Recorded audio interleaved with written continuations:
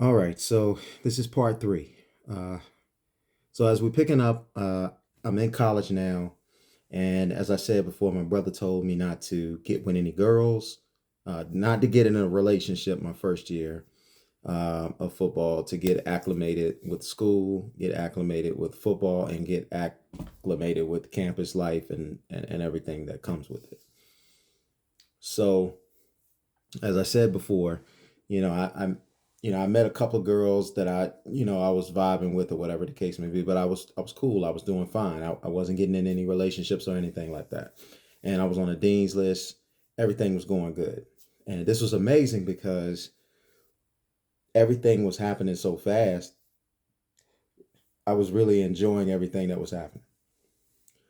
But I guess we get into the football season, and I want to say it was like September, October, November, in that range. And I met this girl, JR, and we ended up getting together. She had a child, and that didn't seem to bother me. It bothered everybody around me that I would get with a girl that had a child, but it just didn't bother me. I thought she was cool, and we ended up kicking it.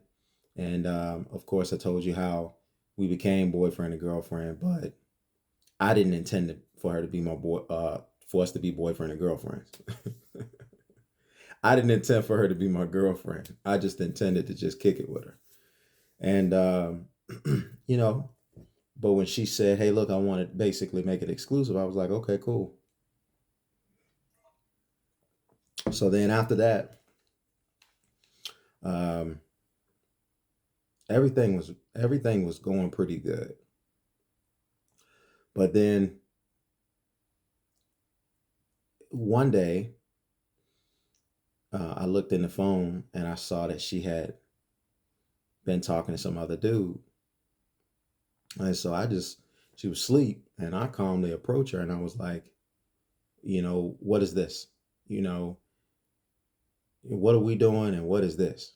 I really wasn't too bothered about it, but I was like, what is this? Because she was coming at me about this exclusive stuff, and I won't even on no exclusive type time. And she was just like, well, she just got quiet. And then I was just like, well, call him. She just like, what? And I was like, you know what? I'm gonna call him. And I put him on speakerphone, and I said, say hello when he answers. And so, he was like, oh, hey, baby, and all the other stuff like that. And I was just like, wow. So that's what we're doing. And so she tried to go avoid it. And she rolled over and turned her back and went to sleep. So I was doing like this on top of the bed. No, don't go to sleep. Wake up. Wake up. And I was pushing down on the bed, up and down, up and down on the bed. And it was shaking her.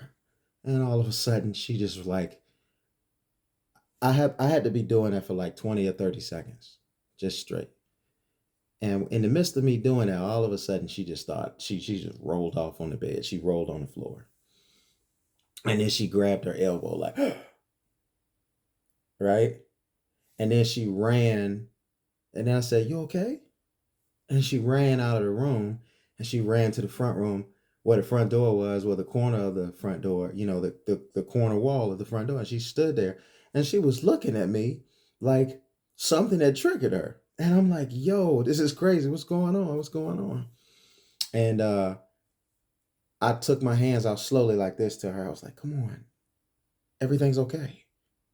So I had forgot about the moment that we were in, and I was just like, everything's going to be okay. But we do need to talk about what this is and what we're doing. She hauled off and she hit me. And when she hit me, I was like, I was shocked. I was like, what did you hit me for? But I didn't say nothing. I was like, and she ducked. So clearly, looking on it now, she had an event or two or more that happened in her life, and she responded that way. and she was expecting me to hit her back.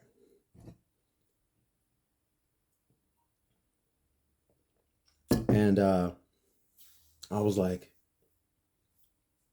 I eventually said, "What was that for?" And instead of her apologizing for it, it empowered her. She was just like, "Oh, so I can hit you and you're not going to hit me back." Man, from that point on in our relationship, man, she was very physical. She didn't like try to strike me or nothing like that, but she would do stuff like um she would cut up my she one time she cut up my video game cords. Another time she was like standing over top of me with scissors while I was asleep. Uh she threw a Belgian waffle, a hot metal Belgian waffle maker at me. Um, we would go places and we would be in the house and she would argue with me about stuff like the cap being off the toothpaste. Um, she was just, it seemed like she always, it was like Tuesdays was terrible Tuesdays because Tuesdays would come and it was like, I know she wanted to argue. And even if I was like, the higher she goes, the higher she screams at me, the lower I'm gonna talk to her. It didn't matter. She wanted to fight on Tuesday. And come to find out, the real reason she wanted to fight on Tuesday is because she wanted to go to Cleveland and she didn't want me to go to Cleveland. So if we were at odds with each other, she could go to Cleveland with some type of conscience like, well, I can't go to Cleveland with you because we're arguing. So we would get into this argument on Tuesday. Wednesday or Thursday. Wednesday, if she didn't leave on Wednesday, she would leave on Thursday. So Wednesday, if she was there, she wouldn't say anything to me, and then Thursday she would get on out of there, and she would, take her daughter. She wouldn't say anything to me when she was in Cleveland. Friday, um, she may call me sometime Saturday, like she done sobered up or something like that, or whatever the case may be. Or she would call me on Sunday. Usually it was Saturday, but sometimes it was Sunday. And then it was all this, I'm so sorry, this, that, and the other. And Monday, she'd come back and we'd make up. And then Tuesday, it was back to the same, that crazy stuff. And the reason it would go on is because I didn't want any drama between us before we went to sleep. And so I would try to stay up and try to fix whatever was wrong when before we went to bed. I just believed that you were supposed to, straighten stuff out because it's harder to apologize for something as time goes on and it's not addressed, as you probably know. Better to deal with that stuff right away. She didn't want to deal with that stuff. And so that went on and on and on. And I don't know.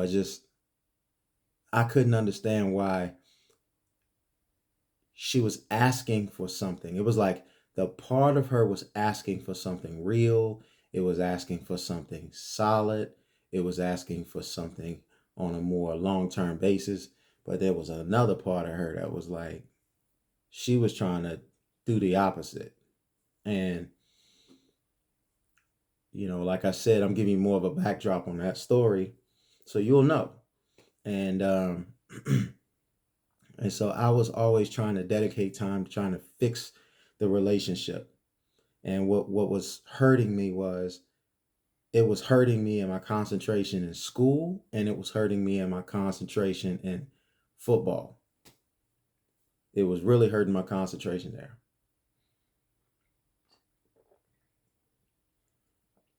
Times I was spending arguing and expending all that energy over there. I wasn't studying my books in school and I wasn't studying my playbook. I wasn't staying back at the I wasn't staying back at the facility, going over videos and stuff like that. Things that would have made me better, that would have positioned me to be in a better space I wasn't taking advantage of that opportunity, so I blew that opportunity. I blew that opportunity because, like I said before, I became academically ineligible because I just wasn't doing my schoolwork. How could I do my schoolwork? How could I dedicate myself to my crafts, which was school and which was football, if I wasn't giving it any time? And so, what you put in is what you're going to get out. And so, you get away with that when you're in high school and you're more superior than everybody else. And if you're special, like I heard Michael Vick say this one time. Michael Vick, when he first got to the Atlanta Falcons, he didn't study. He didn't do really that stuff like he should have or at all. He just showed up and he was just so dynamic as a talent that he got away with it. And I think the best years of his career was when he went to Philadelphia because he still had the talent. He might have been maybe like a half a step slow, but that still meant he was fast. He might have been just like a half a step slower when he came out of prison, but he was more mentally involved in the process of everything. And I think it was one year he finished like second or in MVP or whatever. I really thought he should have won MVP. I think Tom Brady won, but I think he should have won that year. But that's neither here nor there. So the relationship between me and Jr. It got just so bad. It had not only turned into daily arguing, and it was like daily, and it was unavoidable. You know how it takes two to argue? No. Mm-mm. JR could argue by herself, and she didn't need your help. And even when I just sat quiet, just like I did on that toilet, even when I sat quiet, she just revved up, revved up, revved up, revved up. So we started having some issues and some problems. And of course, I said, my girl Steph, she had found me a place next door to her. And, she was just kind of like figuratively putting her arm around me, like, I'm going to make sure you're straight. And I was looking forward to that. And then, like I said, went on spring break. That Thursday, I got a call from JR and she told me she was pregnant. And so, like I said about JT, I had to break it down to her. And she understood what I was doing, but she wasn't really happy with the decision that I made, but she wasn't trying to step in my way. So it was an amicable thing. And to this day, we're cool with each other. We don't talk a lot, but when we do talk, it's cool. All right. So now moving on. I go back into that situation and I'm just trying to I talk to JR and I say, hey, listen, man, we there's no need for us to argue and fight. We want the same things. We ultimately want to get to the same place. And I was just trying to be the voice of reason with her and stuff like that. And she was like, yeah, you're right. You're right. And so I was like, okay, we're on the same page. This can work. I mean, I liked her. So I was like, it's not like I'm struggling to be with her. It was hard to be with her with all the arguing and fighting. I was like, I don't want that. So went through the pregnancy. I was there. I don't need to give you any details other than that I was just handling my business, manning up, and I was doing what I was supposed to do. And I had became academically ineligible, but I ended up going to summer school. I took 5 classes and I got straight A's in all of them. I became eligible before the season started, but I was very emotionally underdeveloped. And so the coaching staff seemed like they had a part of the coaching staff that I was dealing with seemed like they had given up on me. And they were talking about transfers, this, that, and the other, so on and so forth. But when I came back from summer school and I took those 5 classes, I only need to take 4, but I took 5. I wanted to give myself a cushion, and I made straight A's. They were like, okay, let's go. And I was like, nah, y'all won't down with me, da da da da da da da da da. Not understanding the business aspect of things. They couldn't sit around. They had to play their odds and they had to look out for what was in the best interest of them being able to keep food on their table. If a player wasn't going to be available, well, why should they spend their time on them? I wasn't thinking like that. I was just thinking, man, y'all played me. And so I left. I said, we leaving. So I transferred to Hampton. And my family in Virginia, I was like, they're going to be close. And so the coach, Coach Rose from Hampton, was the defensive back coach, and he was selling me on Strawberry Banks. He was like, man, it's like Strawberry Banks Hotel Motel. We get you, your wife, your kids. We get y'all set up and everything like that. Look, man, these types of things happen. He was selling me on, and I was just like, yo, everything's gonna be okay. And by this point, I knew that if you balled, no matter where you balled, you would get discovered. Because ain't no way you gonna have you gonna test through the roof, which at the time I was like 235 pounds. I mean, I was ripped, shredded. I was running a 4.34 40, and I was bench pressing like four something, and I was squatting 760. It was 760, 765, whatever the case may be. Anyway, I was a dog. And so I just felt like all I needed to do was go in there and take care of my business. And my plan was I was going to go to the NFL because it's 4 years. Last I checked, 4 years, where you get a pension for life. And so I was like, I'm going there. I'm going to play for 4 years. And depending on how it goes, I'm going to get out after I make relationships. And then I'm going to also, pivot from that and do some other things. When I got to Hampton, I got, first of all, the women are just, shout out to the women at Hampton. Like, I do believe that you have to be it seems like all the women were beautiful at Hampton and they were all nice to me. JR didn't like that, but that was what it was. And at the time, we still wasn't, we weren't married yet.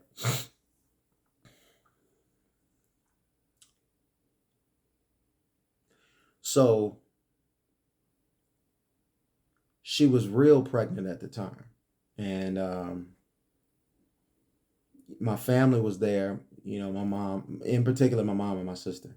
They were really, really there helping her and helping me. And, but JR was very resourceful. Credit to her for that. She's very resourceful. My mom always said if you threw her out in the middle of the wilderness, she would find her way home. So that's just the facts. So speed up. She had the baby, and she was, often we were still having issues. She was often talking about leaving me, but she wasn't gonna have, be a single mother with two children by herself, this, that, and the other. And she was just like, I'm gonna give the baby to you. And I was in the back of my mind, I was like, and I would take the baby for real, because I'm going to be in my baby's life. But shortly after she had the baby and everything like that, she had some postpartum. And at this time, it was like during the season, I had passed out at practice. I went to the infirmary. They told me to go to this specialist, this heart specialist, cardiologist. And then I went there and he did some, his name was Dr. Bach. And Dr. Bach did an analysis on me, did an EKG, did those types of things. And he said the left ventricle of your heart abnormally enlarged. You should stop playing football. I came to so when JR found out this news, she looked so sad. And I was thinking that she was sad for me. But later on, when we got back to my sister's house, she was like, I'm so disappointed in you. And she would say stuff like that to me. I'm like, what? And I was so caught up in her, I didn't even know like, my sister one time said, she calls you Blackie all the time, Blackie. Nobody's ever called me Blackie, but she called me Blackie. And I never heard her say that. I never heard her say that. And my sister's like, how could you not hear her say that? She said it all the time. And then she showed me an old video of her saying this to me. And I was like, wow, I was really in the Matrix. So they had prescribed me some heart medicine. I want to say that this heart medicine was called Nexium, or the medicine they had me taking was Nexium. But at the time, Nexium wasn't an over-the-counter product. This was, and then also the dosage of this medication was strong, so strong they told me to take a half a pill a day. Well, one day I was reading a bedtime story to um, her daughter. 'Cause she wasn't biologically my child, but I took on that role. I was reading a bedtime story, and then we were downstairs, and we was getting ready to go upstairs to go to bed. So I'm looking at Jr. on the bed. She was slumped. She was slumped over, right? And the baby was up. Our baby was up, but our baby was just, quiet, but just kicking around and this, that, and the other. And so I was like, I called JR's name. I called her name, called her name, called her name. She didn't answer because she was laying on the bed a certain kind of way, and I wanted to get in the bed. Well, I went to shake her, and she wouldn't move.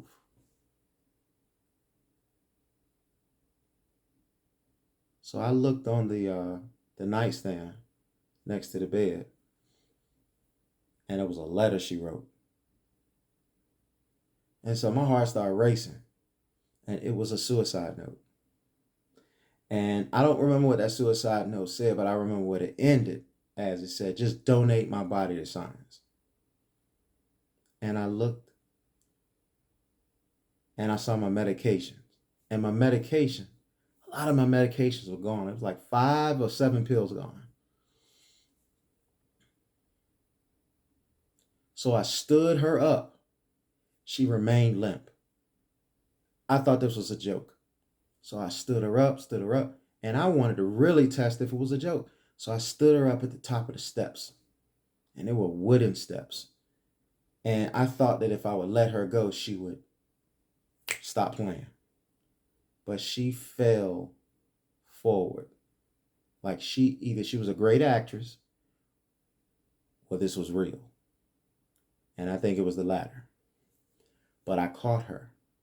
And immediately I screamed for my mother, because my mother lived at the house at this time too. I screamed for my mother. I was like, Mom, call the ambulance. I never let her go. I held her. I think my sister or my mom went and got the baby, and JR's oldest daughter was just confused. But I was holding JR, and I was saying, everything's going to be okay. When the paramedics got there, they took JR into the ambulance. They informed us that they got her conscious, followed them to the hospital. So we followed them to the hospital at Maryview in downtown Portsmouth. And when we got there, they had to pump her stomach. And all this black stuff came out of her stomach. Her blood pressure was like extremely low because this medication lowered the blood pressure. So her blood pressure was really low. I can't remember what it was, but it was in the single digits on the diastolic and the systolic. And I was trying to be supportive, and I stayed by her bed. When she came to, she was crying, apologetic, so on and so forth. So they put her through the process, and they wanted to keep her in the psychiatric ward. When they kept her in the psychiatric ward, she cried out like she was in prison. And my heart bled for her. And so I went up to talk to the people in the psych ward, and I promised JR I would stay right there with her no matter what. So Miss class, Miss practice, I wasn't gonna play football anymore anyway, so I stayed by her side, and she cried to me like it was a quiet cry. She was so scared, or she appeared so scared. I don't want to be here. Please, please help me. I don't want to be here. I'm so sorry. I'm so sorry. I'll never do that again. I didn't know that she had tried to commit suicide before. And I didn't know until I did some investigation after this to say, well, did she do this before? And she did. She tried to throw herself in front of the bus when she was in high school. So I went to the front desk and I talked to the people. And I assured them that I would take care of her, be there, da da da da. And they were like, okay, we can release her tomorrow, but she's going to have to follow up with counseling sessions.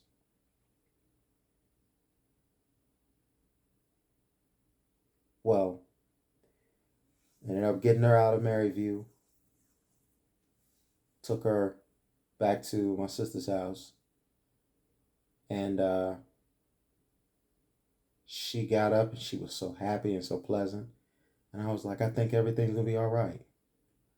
I went upstairs for some reason, and she got on the phone and she was talking to her mom.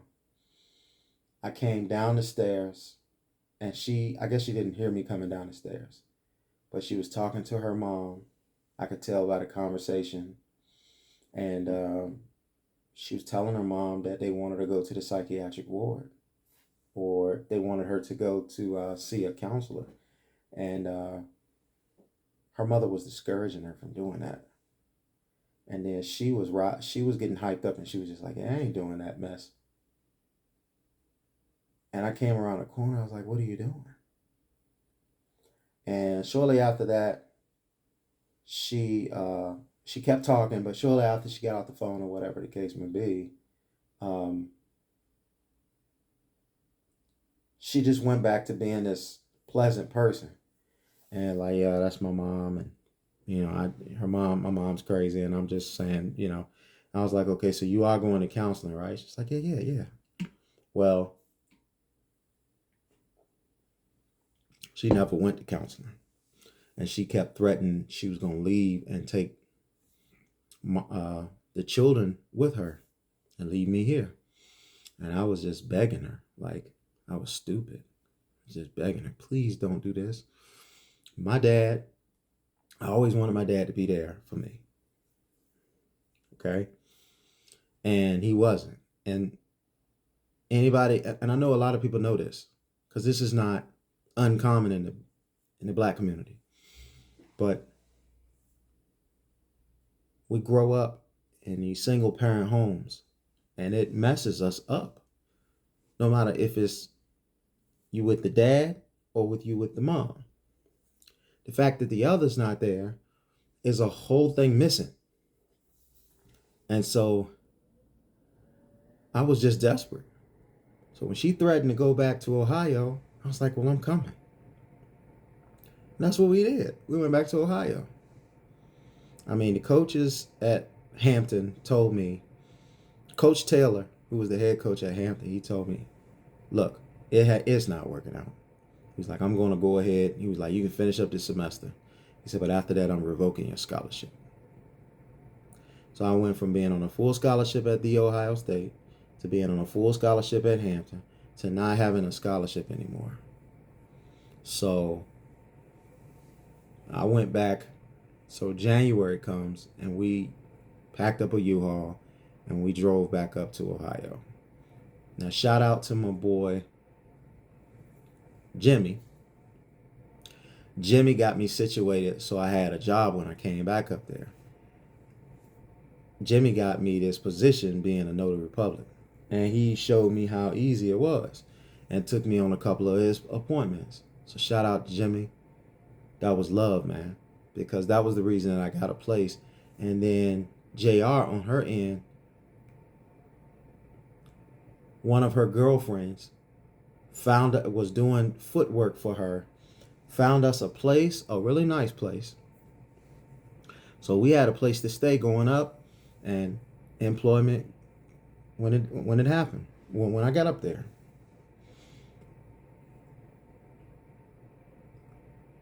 when all hell broke loose. The fighting increased verbally and physically. And I was in a bad spot. I was just in a bad spot. And even her mother and her got on the phone and they were plotting literally to kill me. And this is how it happened. One day I was in the house by myself. JR was coming home. Something told me, go outside. So I opened the side door, went outside, and I had the house phone in my hand. I sat back on that little green heater thing, and I was just sitting there. I was like, well, I'm outside. But I was just, when I heard the voice go outside, it was so powerful that I just didn't question. I just did it. So I was just sitting there just like this. Pretend this is the phone. I was just sitting there rubbing the phone. Like, why am I outside? Well, I looked at the phone, and on the screen it says, in use. So she came in the house, and she got on the phone. So I just instinctually hit the talk button and muted it. And now I was able to listen to the phone conversation. But they didn't know I was on the phone. So her and her mother was carrying on. And they were literally sitting there trying to plot on how to kill me. Yeah, we're going to get Uncle so-and-so. And we're going to get him. And we're going to have him sitting on the chair. Where's the chair? Her mom was getting the layout. Where's the chair? Oh, the chair's right there. Okay, so when he walk in the door, there he is. So we'll have him sitting right on the chair, and we'll have him with a gun, and he'll be sitting there covered up like he's cold. And when Lee walks in the house or whatever the case may be, we're gonna let it off on him. I'm like sitting there just like, what? So at this point, I'm walking back in the house now, because I feel like when I walk in the house, it's going to be like, yo, see, the gig is up. You caught red-handed. This is why we don't need to be together, and I'm done with you. So I walked in the house, and I'm like, so I show her the phone. I'm like, for real? Her response was like, and? Like, she was really flexing on me. So I was just like, yo, this is crazy. So you gonna let your mom talk to me like that, and you gonna be in on it? She was like, Mama, I'll call you right back.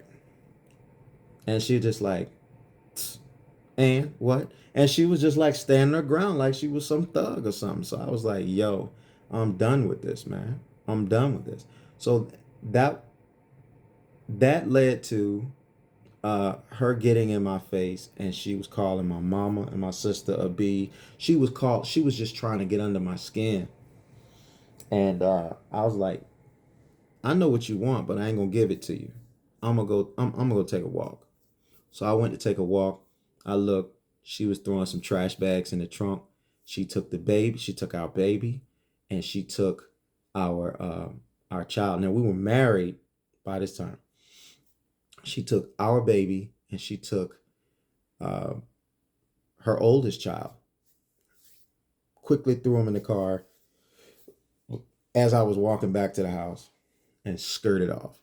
Then I didn't hear from her.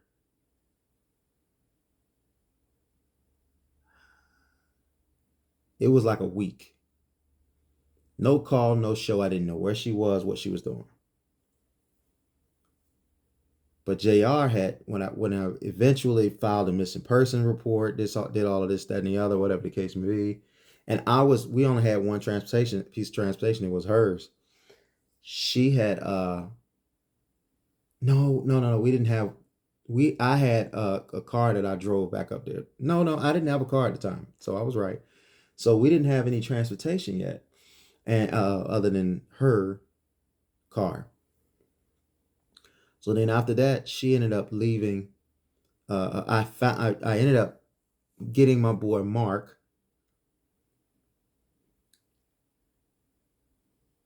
He helped me process of eliminate where she could be, and I went to where I thought she was first, and they were telling me they hadn't seen her. Now the same person that was covering for her, listen to this, the same girl that was covering for JR was in a relationship with a guy, but they weren't married, but they had a lot of children together. And JR would later sleep with her boyfriend. It was the weirdest situation, man. But nonetheless,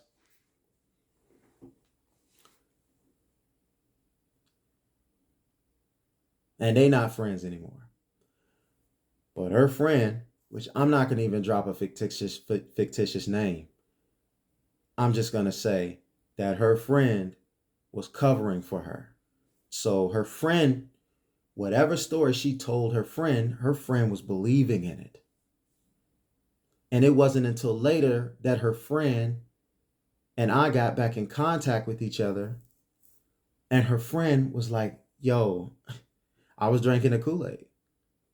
I'm sorry. And so I went by there and I just didn't feel right. I felt like she was there. And so I ended up just like posting up one day and sitting over there. And I was talking to Mark, and he was like, he'd get off work and he would just post up with me. We'd be in his car and we'd be talking and everything like that. And then one day I saw what I needed to see to confirm that she was there. And so I walked and knocked on the door. And when I knocked on the door, they must have ordered pizza. It was like the perfect time or something like that. So her friend opened the door. And when her friend opened the door, I was there. She opened the door real fast. I was there. And JR, I could see JR sitting on the chair. And I was like, yo, I haven't seen my family in a long time. Like, why y'all playing me like this? And so her friend, JR's friend, she didn't close the door. She just sat there like, we busted. And I said, may I please come in? I just want to see my child. When I walked in the door, the oldest child that JR had, she said, Father. And I said, hey, baby. I was trying to be calm. And I looked at JR. I was like, where's my baby? And so she was like, she in the room sleep, but don't mess with her. So she was giving me these rules. And I went in the room. My baby was laying on a bed on top of a bunch of clothes, sleeping. And I just stood there and looked at her. And JR was just like, okay, now you seen her. You can go now. And I was like, I'm not going anywhere. Why would you do something like this? And it was just so, it was such, I was going through all of this stuff. And I was the type of person that would call my mom and tell my mom everything. But like the stuff that she was doing to me, like I couldn't even tell her. Like I was just too embarrassed to even say what some of the things that I was enduring and going through. So I would tell my mom just like pieces of information. But rule number one, just like don't tell your parents what you're going through in your relationship, because if you do, they're gonna always remember that stuff. If you and your partner get past that and try to move on, they're gonna always be there looking at your partner like you're the bad guy. So You want to talk about that stuff after the relationship is over and it's closed, that's one thing. But you want to talk about that stuff while you're in a relationship and it's uncertainty whether you guys are going to stay together or not, get clarity on that. So, you know, I told Mark, man, this is crazy. And I told Mark what happened. And Mark was like, look, man, you cannot play with your life like that. So then uh, my friend Mark was telling me about the Fred Lane story. Okay, it was a running back that used to play for the Carolina Panthers and how he got set up and murdered. And it was eerily the same in terms of the plot. And he was just like, man, you gotta leave her alone. And I was telling him, I was just like, man, but I don't think I'm gonna be able to see my baby. Like, it's gonna be problems. I don't know how it's gonna be problems, but it's gonna be problems. So he said, man, you know what? You can't be anything to your baby if you dead. And it was like, what could I say? And so, like I said, I came down. I said this before because I jumped a little bit ahead. I was giving you some more background on that. But then, since you have that background, if you saw the first two parts of this of the video, now I'm sitting down and fast forward. I'm sitting down in Virginia, and I'm staying at my brother's house predominantly. And Jr. was calling me. I wouldn't answer. I just didn't know what to say. I didn't know what to do, and she was looking for me. So I did want to talk to her because, you know, she was my wife, but I wanted some time for her to cool off and think. And I thought, okay, all right, now we can talk. And her words were, are you coming back here? And at this point, I was like, you tried to threaten my life and you asking me if I'm coming back here, man, you might be like plotting something serious against me. I didn't want to take any chances. So she was just like, okay, well, I guess you're going to have some legal issues. And so my mind immediately went to divorce. It didn't go anywhere else. I had nothing else to think about but, oh Lord, she's going to divorce me. And I didn't want to be divorced. I always said when I got married that I was going to stick in there for better or for worse.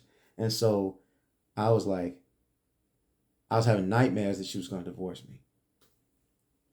But that wasn't what she was talking about.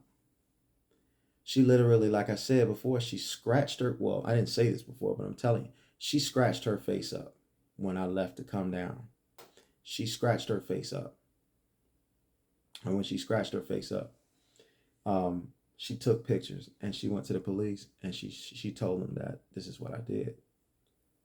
And at the time in Ohio, you do not have to have any evidence to press charges against someone for domestic violence. And she didn't have, and so when you see the pictures, it might be public information. When you see the pictures, the scratches on her face look fresh. They look bright red. I had been gone over a week. And so common sense would tell you that time doesn't add up, but they had issued a warrant for my arrest. Called me back up there. So I'm sitting there through January. Now February comes, and she wants to see me, and I want to see her, because I'm not down in Virginia talking to nobody. I'm completely loyal, completely faithful. I'm not down there intercoursing with anyone.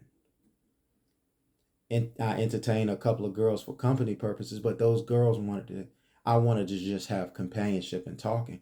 But these girls were trying to, you know, get in bed with me. And so they didn't work out. And so when she called for me, I booked a flight immediately because I was pent up. I was like ready to go. And then when I came up there for Valentine's Day weekend, or Valentine's, I can't remember when the Valentine's was, but I came up there for a couple of days.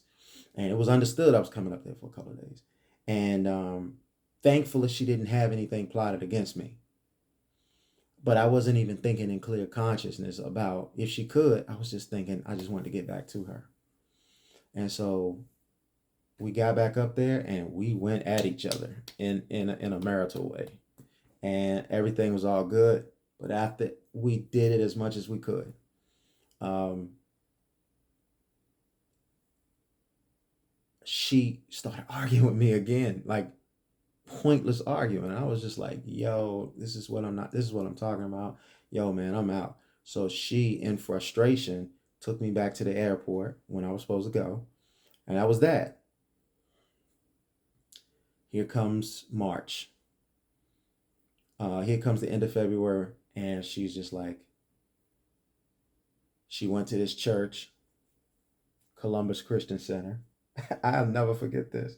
And she said there was a pastor from New Orleans that came there. She said his name was Pastor Beret. And Pastor Beret was preaching about accountability and stop making excuses. And she was saying, I know I need to start being serious about my marriage, this, that, and other. She was saying all of the things that I always wanted her to say. And so I jumped on a flight, came back up there. So it's March the 6th. I get back up there. We happy connect, if you know what I'm saying. Everything's all good. The kids are happy. My oldest, I call her my oldest, but I have to refrain from that, right? Because I've been denounced. But the oldest child, she said something so sweet to me. She said, I missed you, Father. She said, I pray when I eat and I pray when I go to bed about you coming home. And my prayers came true. And I told her, I said, I never wanted to leave you. I said, but you don't have to worry about that. I will never leave you again. So the fact that things turned out the way they turned out, she probably think I'm not a man of my word, and so she don't want to speak to me. So I have to hold that. But every night, so Monday night came. JR said, I'm gonna be a little late. I got some labs to do. I said, okay. She come in the house about 10:30. It's whatever. Tuesday, she said, I got this big project. I got these labs, and I don't need to stay out late again. All right. So she does that. I'm at the house with the kids. Meanwhile, I'm calling around. I'm looking, and this is the time where, we still looked in the phone books a little bit to look for jobs. So I'm up there, and I'm up there to stay up there, right? I'm up there to stay up there. And so I'm looking for a job. So I'm looking for a job Monday, Tuesday, Wednesday, I get a job, okay, with this window company. And I'm supposed to start Monday. Wednesday comes, she got a lab. She comes home about 12:30, 1 o'clock. And so I get irritated. So I was just like, yo, why you keep playing me? What lab is gonna be open that late? She sold her story, and I was just like, all right. So Thursday came. When Thursday came, she said, I shouldn't be at lab late tonight, but so she stayed out late. And I was just like, you know what? I can't do this anymore. You're not doing that. And so I called myself putting my foot down. So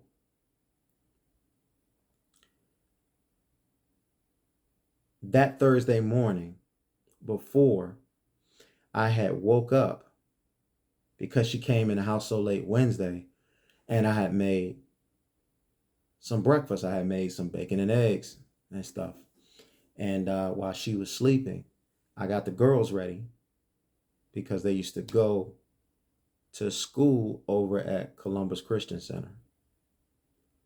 And I felt like this would give her an opportunity to sleep in a little bit so she wouldn't have to worry about the kids. She wouldn't have to worry about breakfast or nothing. So I watched the clock, let her sleep in. And I started waking her up in enough time for her to get herself together to go to work. And she worked over at Columbus Christian Center as a teacher. So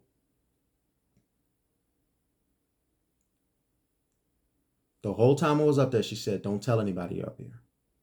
And I was like, "Why?" She was just like, "Because, you got a warrant out for your arrest, and we have to figure out from a legal standpoint how we can get that taken care of." And so I was like, "Okay." But that Thursday, when she got up, when I woke her up and she went to work, before she went to work, she was upset at me and she said I was being inconsiderate. Now, let me preface this by saying the type of arguments that she would pick with me would make no sense. But when she wanted to get away from me or something like that, she would make an argument.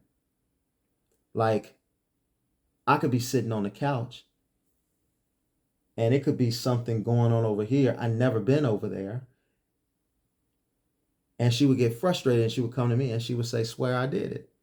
And my argument wouldn't be, my argument would be, how did I do that? And I was just sitting over here. I didn't do anything. I didn't even go over there this morning. And she would carry on with it. It would be like, for most people, it would be the end of it. Okay, he didn't do it. I'm mad that there's a mess over here. I thought it was him. I accused him. He said I didn't do it. Okay, so let me try to figure out how this problem began or existed or came into existence. But she wasn't like that. She would still continue to argue with me like it's my fault.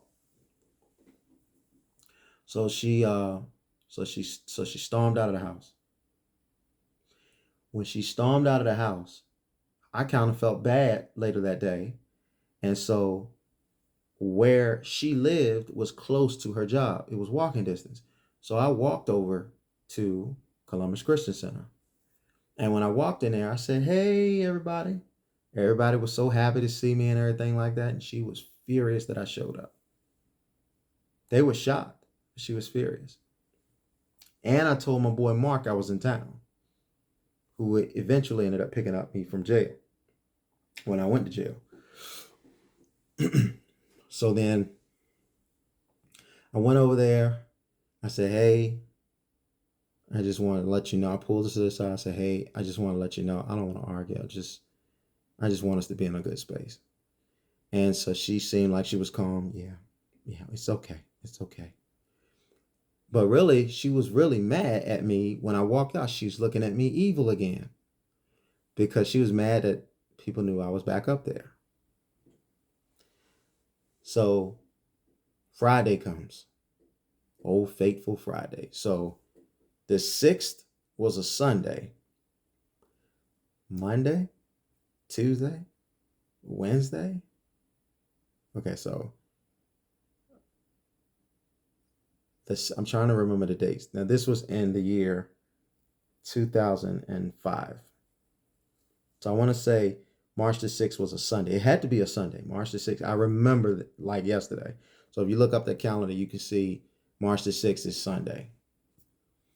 Okay. Hold on just a second.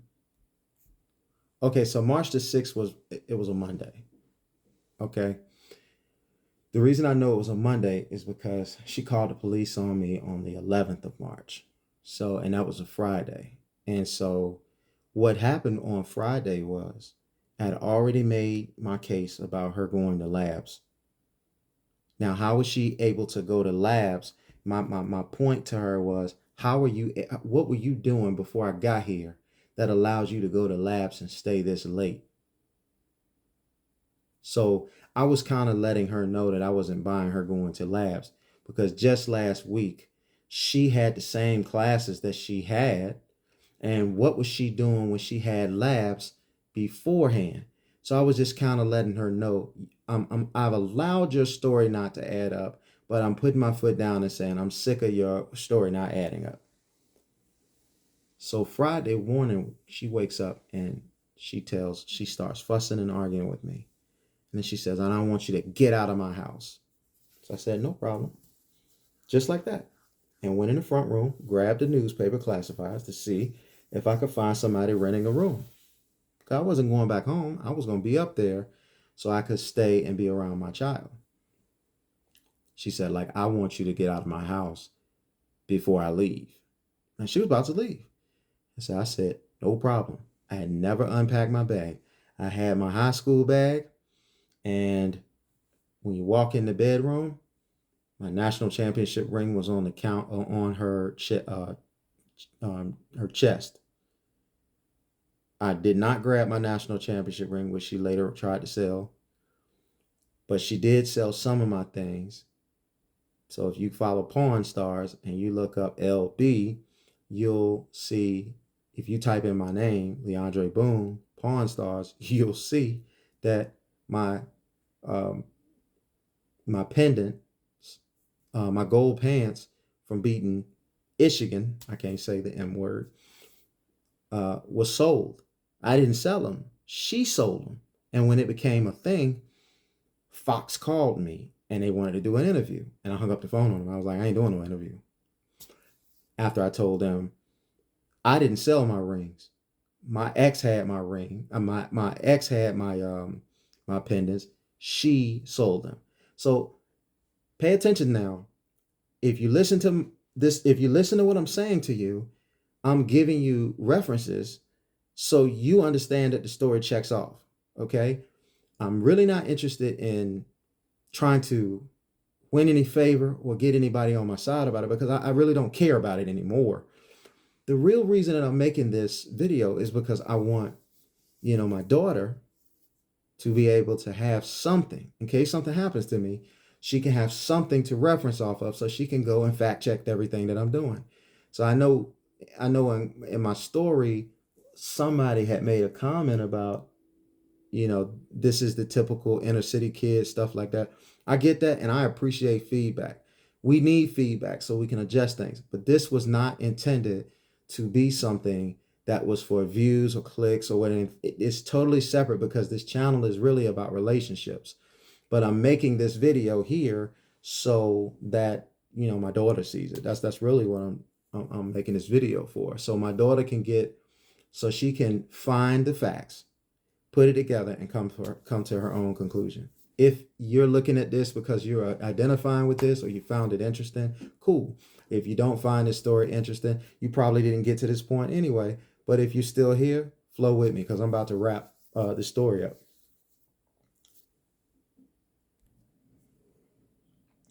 So JR was like, I just want you out of my house right now. And I was like, okay. So I walked straight from the couch back to the room. So the hallway's narrow. She's backing up in the hallway as I'm walking to the bedroom. So you walk straight back. There's a window, and my black and red bag with red letters, it was right on the floor right there with all of my things in there. I never unpacked. I was living out of the suitcase, out of my bag. And I didn't have a lot of clothes at the time because she had threw my clothes away. She had threw all of my stuff on the lawn, including my memorabilia, at the place that we got when we came back from Virginia to Ohio, because we were living in Canal, Winchester, which was like a rural area. So then, what happened after that? So then I was going towards my bag to get my bag, and then she propped up in the door, and I was trying to slide around her, and she was leaning where I was trying to slide to, because she wanted some contact. Remember when I told you about how I was pushing out on the bed like this, and she rolled herself off the bed? So she was having another one of these moments. And so I was like, I stopped. I was like, I'm just sit here. You're the one that's going to be late for work. And that job was important to her because that's how she was surviving. And I knew that. So I was like, I'm just gonna sit here and I'll just stay and wait. You told me to leave your house. I'm gonna leave your house. I did not. I just whatever she asked me to do, I was just doing it. Get off my couch. Okay. Get out of my house. Okay. I want my key. All right. Get your things. Leave. Okay. So when I got my things, so I ended up sliding past her, and she still brushed against me. I'm surprised she didn't fall on the floor and grab her ankle and said her forehead was hurting because that's how she was. That's how she was. But I grabbed my things and I walked out of the house. I left my ring there. She tried to sell my ring, but she couldn't sell it because my name was on it. Oh well. So I never got that ring back. I've never been materialistic, so I really didn't care. So then after that, I've got me a Buck ID. Okay, this Buck ID allowed you to ride. Um, what did they call it? COTA.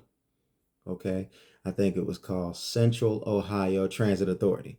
And so I was using my Buck ID to get up there because I was back in school up there. And well, no, I wasn't back in school up there yet. What? No, no, I had been back in school.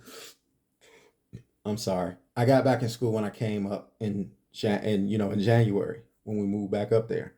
But when I moved out, I wasn't in school, so I was trying to get a job, get back in school, do this, that, and the other, and talk to Coach Tressel, and Tressel was gonna try to give me an opportunity to get back on the team. Okay, I had to kind of go from a scholarship athlete to seeing if I could work back to getting my scholarship. And I didn't even know if that was possible, but he was saying he would allow me to come back, and I was just ready to just work. But I couldn't. I had all of these things I was dealing with JR. And I get my bag, I leave the house.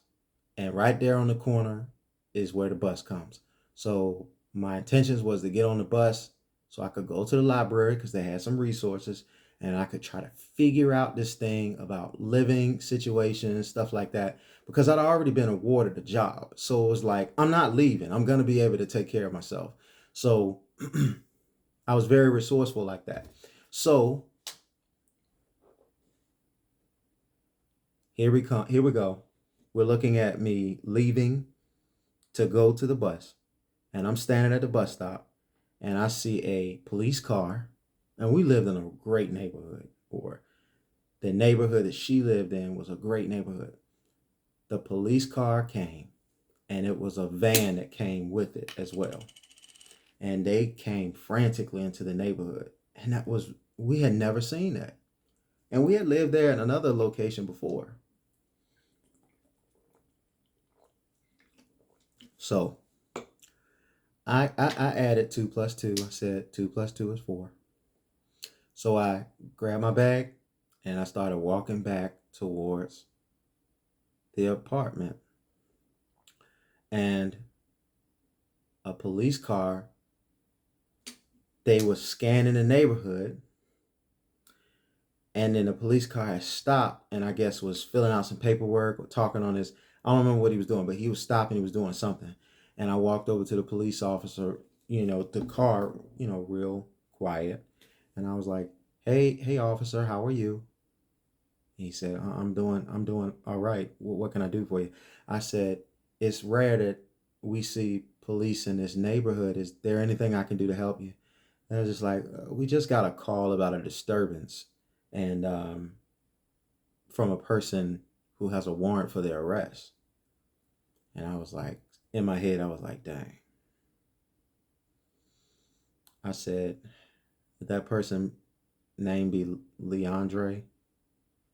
He said, and he looked at me and he registered real fast, like, okay, I'm talking to Leandre. I said, there was no disturbance, but that would be me, officer. And I backed up and I just put my hands out.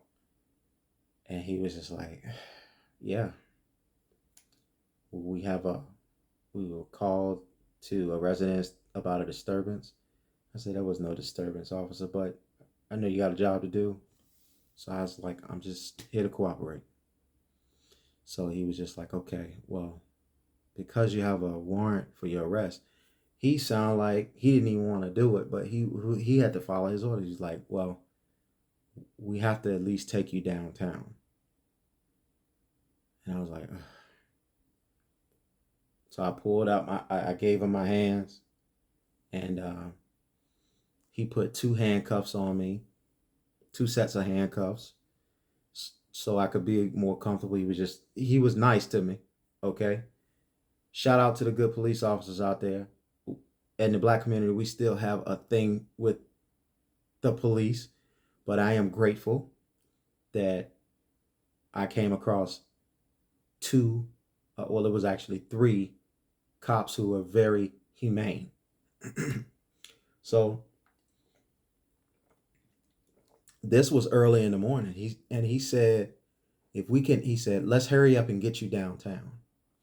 He said, because if we can get you downtown before 7 o'clock, we can get you a hearing Saturday instead of Monday. And I don't want you to spend more time than you have to in jail. So I was like, all right, yes, sir. So by this time, the paddy wagon pulled around, like the van pulled around, and I rode down to Jackson's Pike. No, it wasn't Jackson's Pike. I can't remember where they took me. But I ended up riding to get arraigned, fingerprint, all the other stuff like that, and put in jail and a holding cell at first. And while they were getting me cuffed and everything like that, JR rode, she zipped past us because she was going to work. But I saw her oldest child. She was looking at the window and she saw me, and she was screaming and crying. And I want to say, how old was the oldest child? She wasn't a toddler, but she was I want to say she was about, don't quote me on this, about 5 to 7 years old. I have to think about the math. This stuff happened almost 20 years ago. So I'm like, man. So they took me down. They got me in the system and everything like that before 7:30 or whatever the case may be. And sure enough, I went to a tank. I went to a holding cell, and then they took me from a holding cell. That's what it was. I don't know where they took me first, but they took me from the holding cell, and then they shipped me to this place called Jackson's Pike. And when I went to Jackson's Pike, they put me in a tank. Okay. You know, like the painted cinder block school walls. So they put me in one of those, and it didn't have any windows in it. And it was like a population. So they just had a bunch of beds and stuff like that. And it was a bunch of us in there together. They called it a tank. And so I'm sitting in there, and nobody messed with me. Hey, what's going on, big man? This, that, and the other, whatever the case may be. And I had never been to jail in my life. I had never been in trouble in my life. And so Saturday morning came, and sure enough, I got in front of the judge on Saturday morning. And so when I got there, JR was there. And so I thought for a nanosecond she was there because she had been informed that I would be arraigned on Saturday and she would be picking me up.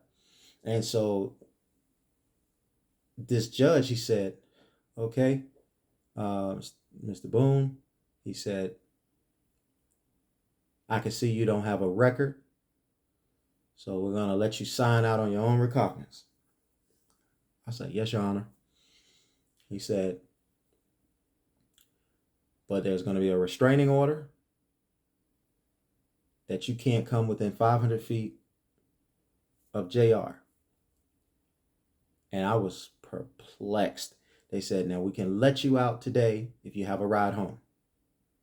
But if you don't, you'll have to stay here until your trial. I said, I have a ride home. So they just took my word. They said, okay. But I was like, why is she here if she not picking me up? And she wanted, it was like almost she wanted my child to see, even though my child was super young, she wanted my child to see and feel everything about this experience. And that would be the telltale of what happened when we were grown. I mean, when my child got older. So I left out of there, got my things, went to the front. There was a payphone. And I'm so glad that I told at least one person that I was there because I called him. I said, hey, Mark, can you come pick me up? He never questioned. He's like, yeah, man, where you at? So I told him, I was like, I'm down here at Jackson Pike at their jail. He was like, man, say no more. I'm on my way. So it worked out. When I left, he picked me up. The conversation in that car was crazy. I was telling him everything that was happening. Then we got back to his place, and his wife was there. And she was saying some of the same thing he was saying. Man, you need to stay away from that girl. I don't know what's wrong with her. And his wife was cool with JR. Like they were friends. But his wife did start seeing some red flags about my at the time wife. And so, but his wife was the godmother of me and JR's child. So, got to the house. I had my phone. Now, mind you, I could not call or I could not get within 500 feet. I had no communications with JR. So, I was at the house. I stayed at Mark's house for a few days. And they had no problems with me staying there. But I was just there trying to figure out my next move, and they were just trying to be supportive. So I told them, hey, look, I'm going to stay up here. Get me a place. Find me a place. I need to work, but I'll stay out of y'all hair, this, that, and the other, blah, blah, blah, blah. They said, man, no problem. You got it. So JR was calling me, and I wouldn't answer the phone. Because if I'd have answered the phone, I was violating the order. So Mark and his wife were saying, hey, man, you need to call the police and let them know what's going on. So I did. I filed a report. I said, look, I'm not breaking the restraining order. She breaking the restraining order. I ain't a lawbreaker. So if she's going to break the law, it's going to get me in trouble. Y'all need to know. So they said, okay, well, we made a notation of it. I said, okay, cool.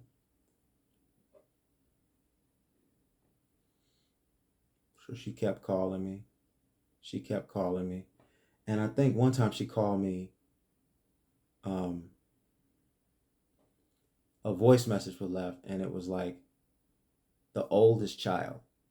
And she was telling me that, can you, I'm going to call you back. Can you answer the phone? I miss you. And I just had a lapse in judgment.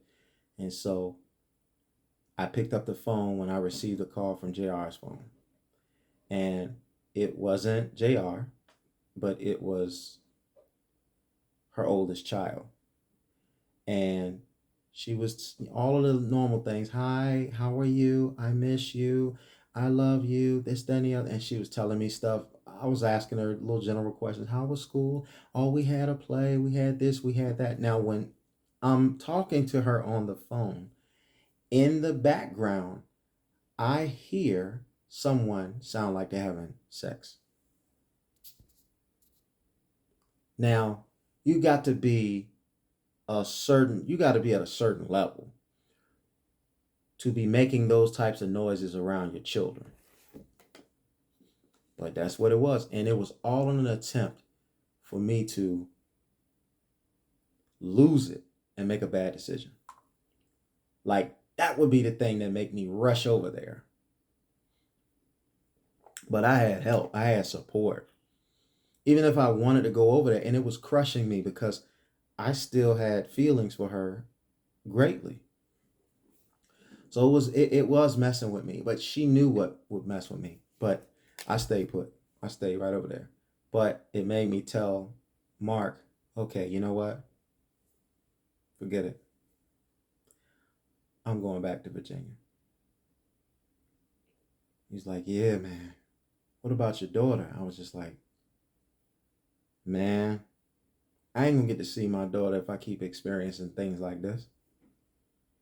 The best chance of me ever having a relationship with my daughter is I need to be free and alive.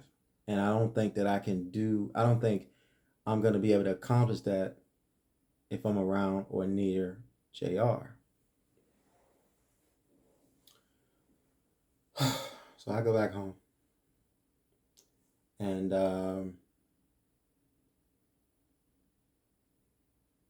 at this particular point now, I'm like, I'm divorced now.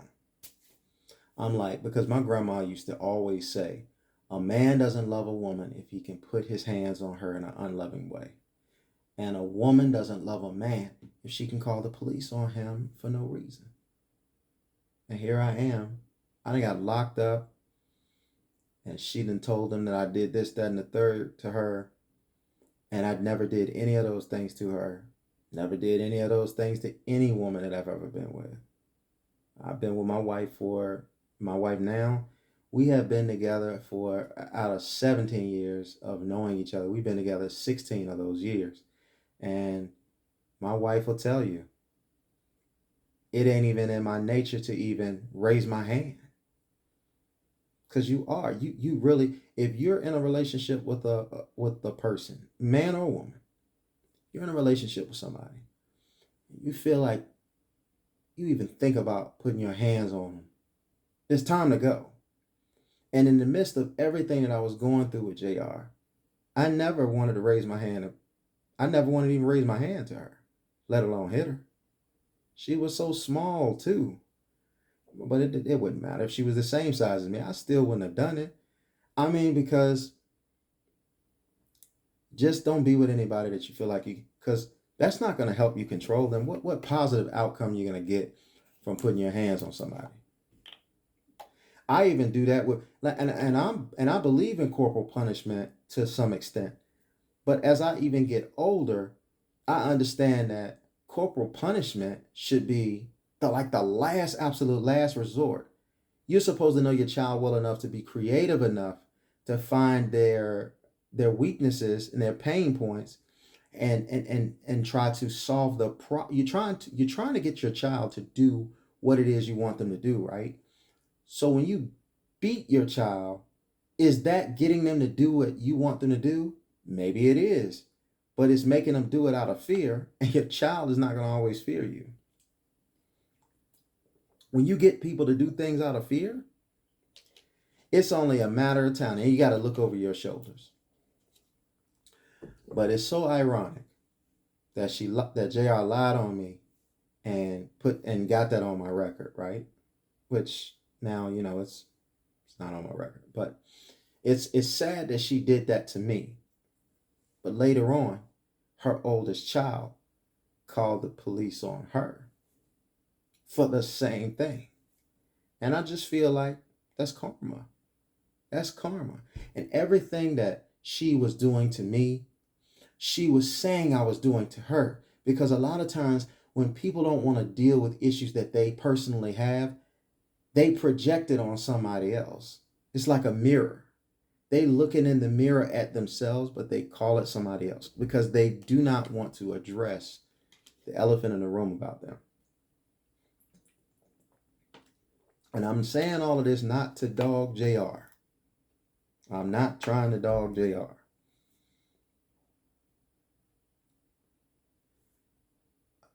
I don't wish anything bad on her, but like I also don't wish anything good on her. Like I just don't wish on it. I just don't wish. It's like there's some people that live down the street from me that I've never really met.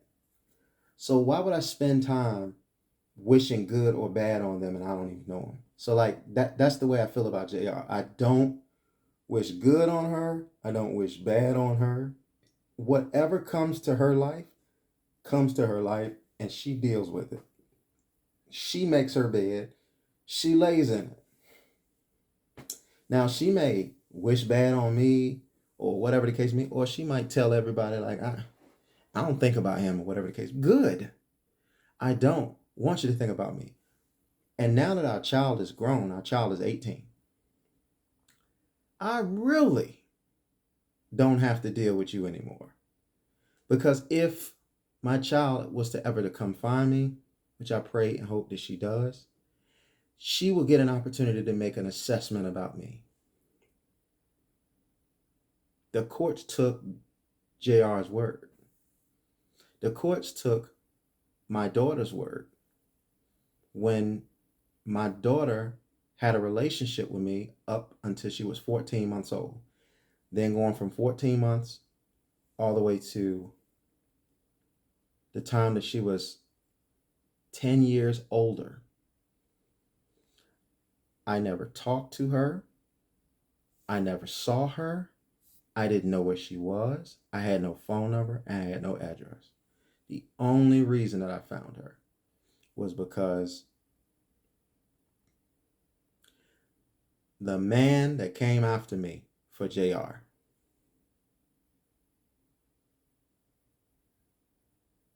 the man that came after me, things weren't adding up to him about JR. And he felt like the only way he could get conclusive answers was to contact me. And he did. He reached out to me on Facebook. And when he reached out to me on Facebook, he told me he had to get up the nerve.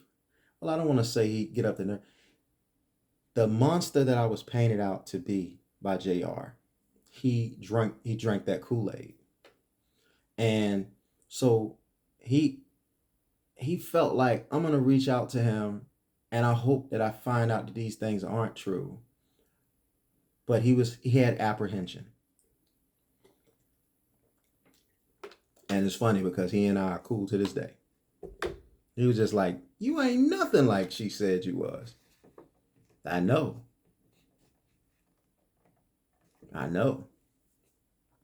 But he was able to tell me where she was, and he was guarding that, he didn't want to tell me where my daughter was because he did the type of things that JR said I was to her and her children.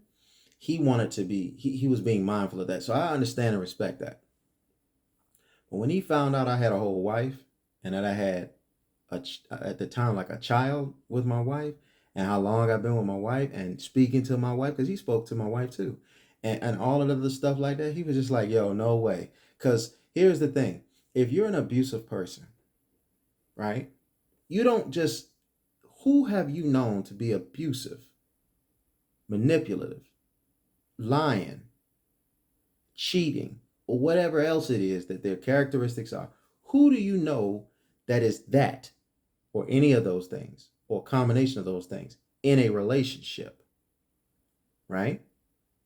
And then go from that relationship to another relationship and don't exhibit some of those same behaviors.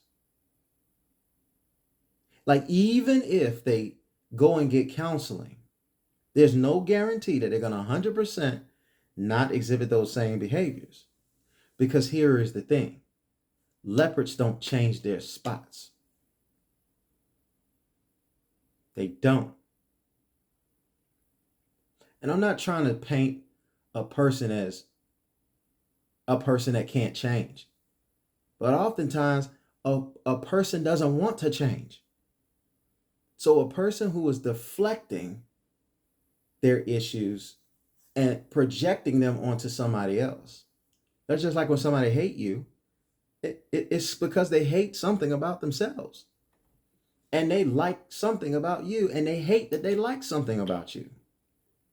So like I said, love and hate is very much similar. The difference is love is understood and hate isn't. And if hate could be understood, then hate wouldn't be hate. It would be expressed differently. But when you don't understand something, we don't have enough information about something, you draw conclusions to it, or you respond or act to it in a different manner because you don't have enough information to respond to it in the appropriate manner. But there's never been somebody that is understood that's hated. Disliked is different than hate. But to hate someone means you don't understand, and you don't want to understand. You don't want the truth. You just feel comfortable expressing yourself towards that person or about that person in that way. So I found out my child in about 10, yeah, I found out my child 10 years later. I know I said up to 22, but I want to say this because I want baby girl to hear this. When I found out where you were, I immediately went to the courthouse and I filed for child support on myself because I was told by an individual that that is how I would get my rights to you. And so I did everything immediately. What they didn't tell me is when she got that financial, because she had a financial thing she was supposed to fill out, right? When I filed for custody, or not custody, but when I filed for child support on myself, she was supposed to fill out something, financial something. And that triggered her to have an emergency hearing up in Ohio. And I don't know what address she used, but there was no excuse for her not to have my address because when you file for child support, you got to give up your address. So she got that information. And when she got that information, she immediately went to court for like custody. Like she wanted three things. She wanted to have my daughter's name removed, which if you type up, I don't want to say my daughter's name, but my daughter will know this when she hears this, if she hears this. Referring to my daughter's name is her first name, my last name with a hyphen, and her mother's last name. Now, common sense will tell anyone the hyphen in a person's name is the mother's name first and the father's name last. Unless you take in mama's name, but in our society, we don't do that. So she has my daughter growing up wanting to be referred to by her mother's name, which her mother never took my name. And on my child's birth certificate is my name only. It's her first name that I gave her middle name that I gave her, and my last name.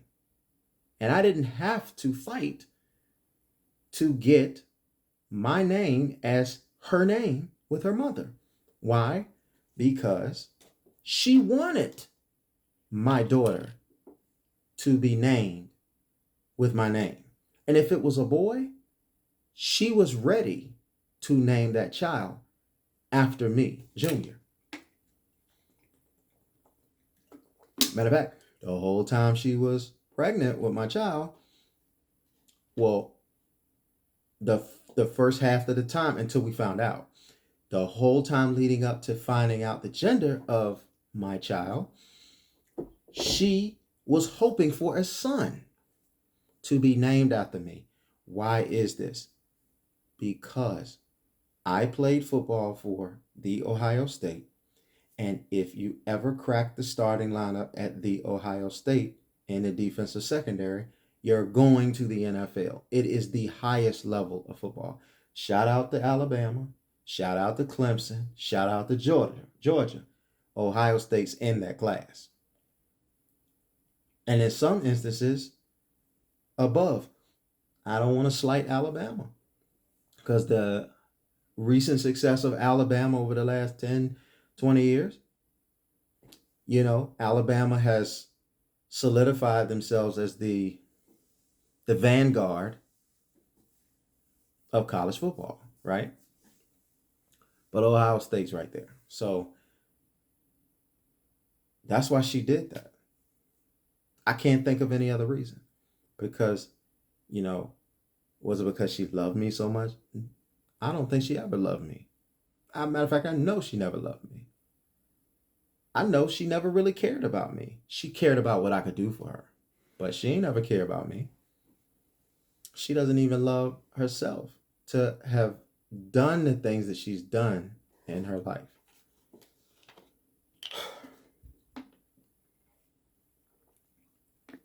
So when I found out, so I heard the only way I found out about this court date is through child support. Me going up there and checking on the status of have they heard from her or contacted her. Sorry. So, oops. Just get a chance to adjust this. Okay. All right. My apologies. All right. So I rushed up there. At the time, I was working for this pest control company, and I told them I needed to go up to Ohio.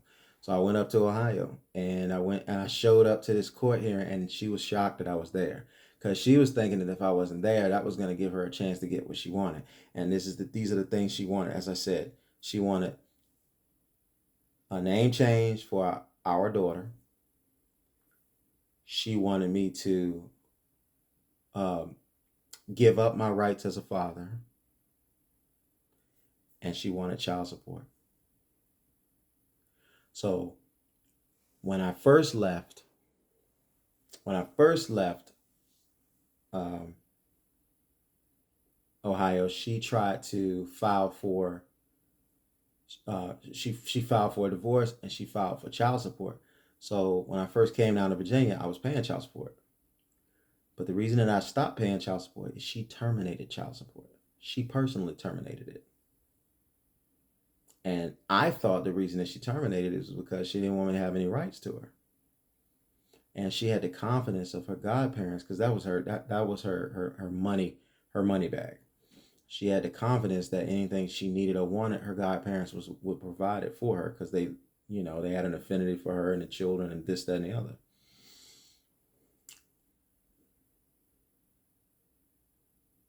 Well, I showed up, and the fireworks started in court. She told them what she wanted, and they said no, no, no. Like the child support, yeah, but the name change and the revoking of the rights, no, you can't do that. But it's like she didn't understand that. So the judge was like, y'all really need to try to work this out. Well, it wasn't a judge, it was a magistrate. Y'all need to try to work this out. So we was both approached the bench, and we was standing next to each other, and I hadn't been next to her and I don't know how long. It was the weirdest air between us for us to be that close, but we had to approach the bench. And I looked at her when the judge said that, and I was just like giving her the look like, come on. And she's like, no, no, no. She had made up her mind that she didn't want to talk to me about anything. She could not stand me. Like she couldn't, like anytime that we had to be around each other, she was just so dramatic about, I don't want to talk to him. And even one time we was in mediation during this time, she said, do not entertain fools. The Bible says do not entertain fools. I'm just like, it does say that, but how does this have to deal with me? But she looked at me like I was a fool. But it wasn't that she looked at me like I was a fool. She had that mirror complex. She was looking at herself in the mirror and seeing this, and she would project it on me. And that's what she's always done. Ask her kids. I bet you could ask, and I'm talking to my daughter right now.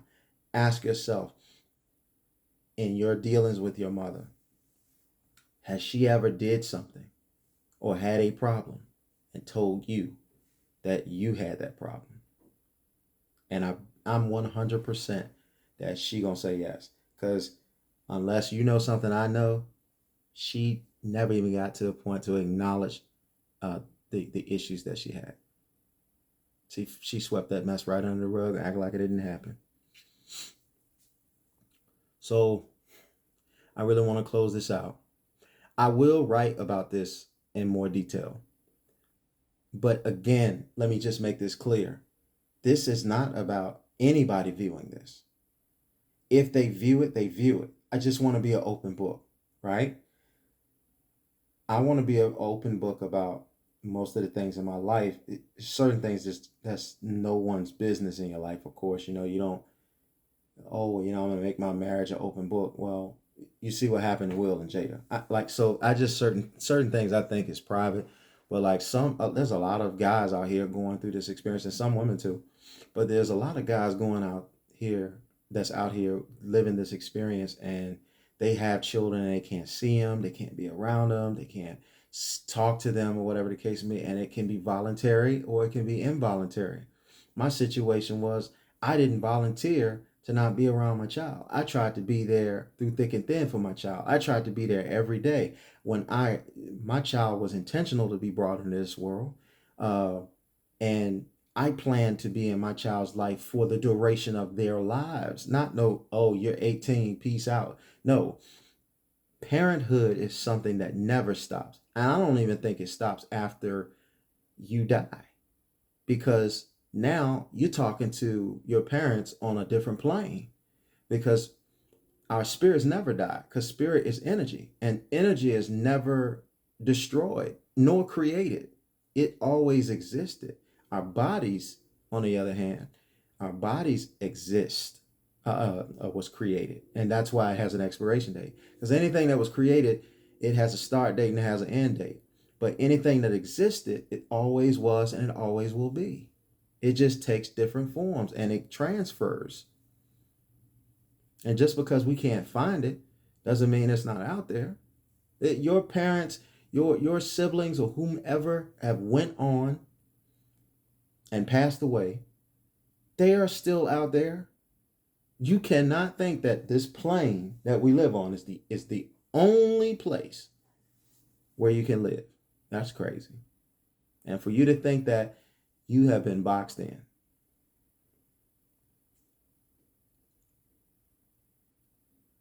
My daughter, if you're listening to this, I'm telling you right now, ask your sisters, ask my wife, ask them what kind of father I am. Ask them what kind of a husband I am. Ask them. Don't ask me. If you came to my face and you asked me, I say ask them. Because who am I to tell you what kind of a father or husband I am? Who are you to come to me and ask me if I'm a good father or if I'm a good husband? But I got byproduct of me being father and husband for you to go and ask them. And I don't want to coerce them to say anything that they don't want to say. What kind of a person am I? What kind of a son am I? Ask my mother. What kind of an uncle am I? Ask my nieces and nephews. What kind of a brother or sibling I am? Well, ask my brothers and my sister. That's how you do that. That's all I've ever said to you. But see, you came up with the conclusion of me based on the person that did not love me, cared about me, or anything. And you got to know that there's two sides to the coin. And between the two sides, somewhere in the middle lies the truth. But I do you one better than that. Everything that comes from me will be based on facts, proven. Because my opinions about your mother ain't important. They mean nothing. They have no consequences.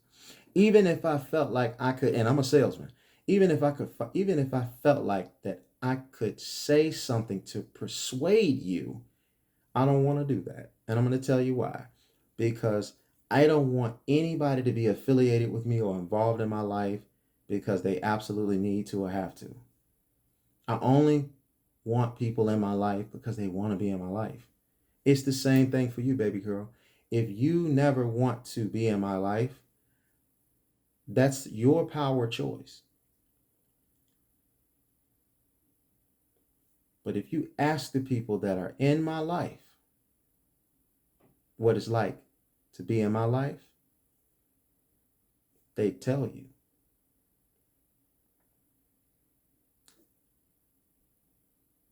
And the facts are, I have the long standing relationships I have with the people in my life. It's 2022. I've been rocking with my wife for 17 years.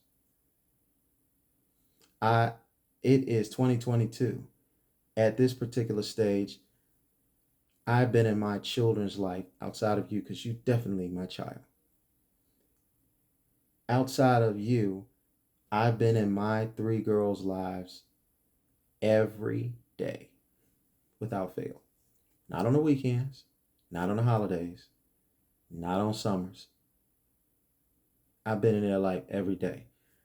I leave out my house, and when I come home to my house, I'm coming home to my wife and to my children.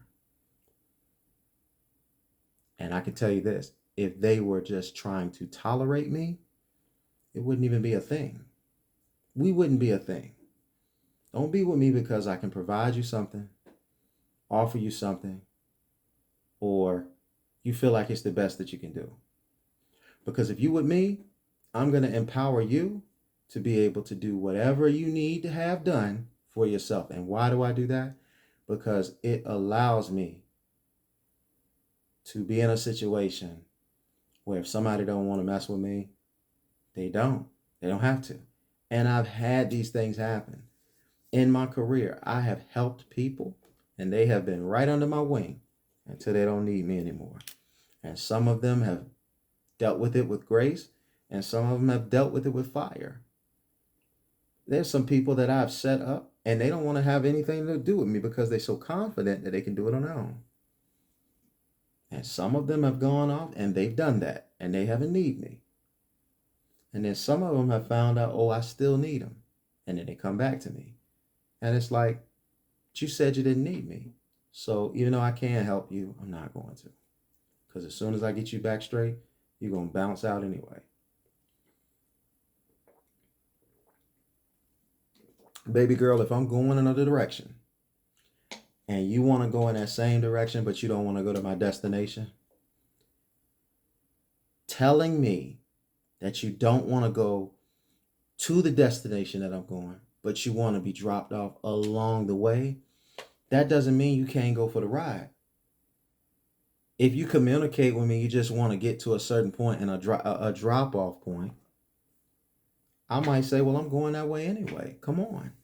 But you're too scared to tell people that what your real intentions are. You want them to think that you're going all the way with them. Your mother never wanted to go all the way with me. Your mother, her track record tells you that she's an opportunist. If you can be beneficial for me, I'll rock with you. But when I feel like you're not beneficial anymore, I will discard you. And I'm not going to do it in an amicable way. See, you can only give somebody something that you got. If you got malice and bad intentions in your heart, you're going to end up giving that to people that you deal with. But if you don't have that stuff in your heart, when the opportunity comes to do malice, when the opportunity comes to have and exercise your bad intentions, there won't be anything there to give in that department. And I don't like to have those types of things inside of me because they eat me. They eat me alive.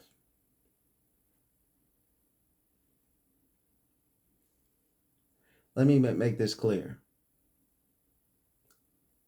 I don't ever have to sit down with your mom. I don't ever have to be cordial with your mom again. I don't ever have to be on the buddy buddy list with your mother. I don't have to ever do any of that stuff. And if she wanted to do that, I don't find any reason that I need to do that. You are grown now. The time and the opportunity to do that was when you were in the rearing stage. Now you're college age. So it's on you. I can't even track you down.